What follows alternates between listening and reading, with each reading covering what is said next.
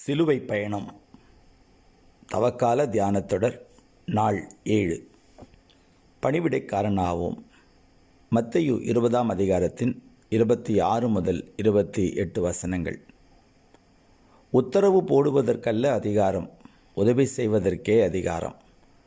தொண்டு ஏற்க அல்ல அதிகாரம், தொண்டு செய்யவே அதிகாரம். உச்சியில் நிற்கும் கனிக்கு என்ன பெருமை? கீழே விழுந்து பயன்பட்டால்தான் அருமை. பணிவிடை தனக்கு கீழானவர்களுக்கு செய்யப்பட வேண்டும், மேலானவர்களுக்கு மட்டும் செய்வது ஆதாயம், மாய்மாலம்.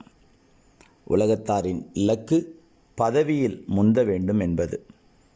நமது இலக்கு பணிவிடையில் முந்த வேண்டும் என்பது. பணிவிடை செய்ய பணம், படிப்பு, பதவி, திறமை, சூழல் தேவையில்லை, மனம் இருந்தால் போதும். மலையில் தோன்றும் ஆறு பணிவிடை செய்வதற்கு கீழிறங்குவதால் கடல் என்னும் மிக பெரும் ராஜ்யத்திற்குள் நுழைகிறது. ஆம், பணிவிடை கடவுளின் ராஜ்யத்திற்கான பாதை. நன்றி.